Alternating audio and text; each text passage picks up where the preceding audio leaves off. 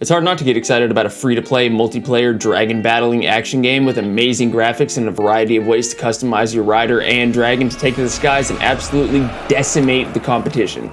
But I'm holding back my excitement for Century Age of Ashes because I have a feeling that this game will either become mainstream very quickly or be pronounced dead at launch. So in this video, we're going to take a brief look at the game, discuss the make or break element, and speculate on whether this game will miss or just absolutely hit. Let's get right into it. I don't know if you guys remember Lair back on PS3, but it ended up being a huge disappointment, and I've been waiting on another Dragon Combat game ever since. And as someone who knows that the minute-to-minute feel of the game can make or break it, this sounds incredibly promising. IGN states that the game feels, quote, more akin to Ace Combat than Panzer Dragoon. So if you're into games like Ace, War Thunder, or honestly like combat racing games and think dragons are badass, you're probably trying not to nut right now too. So let's jump straight into the overview. First of all, customizing your dragons and your rider. Now there are a variety of ways to customize the visuals of each of these. For the dragons, you can customize the head, tail, saddle, and chest, and for the rider, you can customize the head, cape, chest, legs, as well as the right and left hand weapons or shields. Now, I didn't personally get a chance to try the beta, but people online are saying that the customization has huge potential. Now, hopefully we can get a decent amount of earnable skins at launch so we don't have to wait for content to roll out. As for the classes, there's going to be 3, and each of them comes with your standard fire breath attack as well as some other class specific abilities. The Phantom has a cloak ability, and they also have a boot blast that can kind of shove enemies away from you and send them flying off into the distance.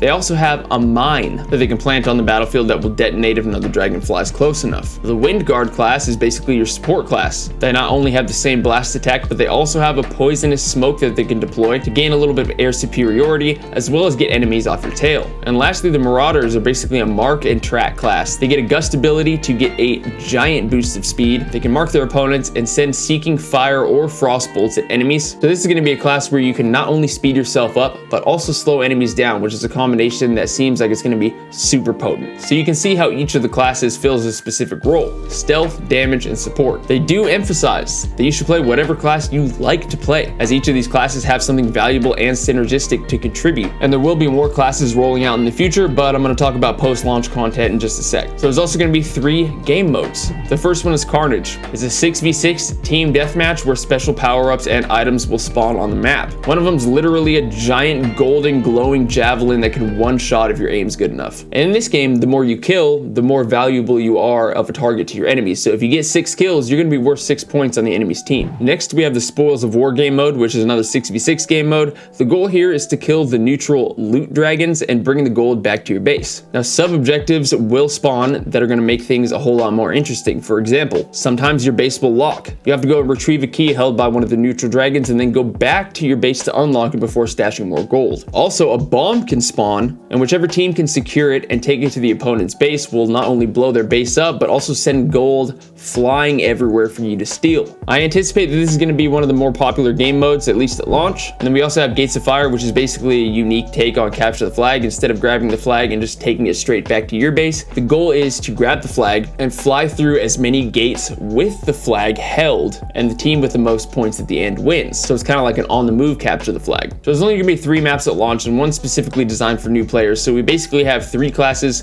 3 game modes, and 3 maps at launch, which isn't a ton of variety. But they have stated in their own trailer that yes, they will be supporting this game post-launch and bringing new content in the form of maps, classes, and game modes. Now, this does bring me to the make or break element of this game, which is post-launch support. Now, with a game like this, there's bound to be a small audience of extremely dedicated fans, but if they want to maintain a larger audience for an extended period of time, they need to be making sure that content is rolling out rapidly, especially considering that we're not getting a massive amount of content at launch. Now, granted, this game is free to play, so it's not like you're going to lose anything if content rolls out slowly, but if it does, I fear that the people who leave the game will forget about it altogether, especially considering how niche of a game Century really is. They also need to be extremely quick to respond to player feedback. If this game ends up not being balanced at launch, and then they take forever to fix it, they may as well just bury the game and go home. And I think that it goes without saying that they need to be smart about their monetization. I'm estimating a battle pass and a skin shop, but hopefully they know better than to implement anything resembling pay to win in a competitive game. Now, this game is launching for PC only in just a few weeks on December 2nd, but don't worry, they have confirmed that it is coming to console and mobile in 2022. They've also confirmed that there will be crossplay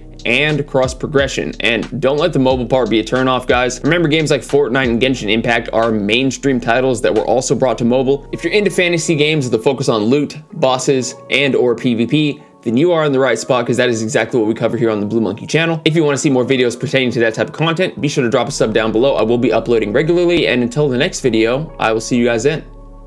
Peace.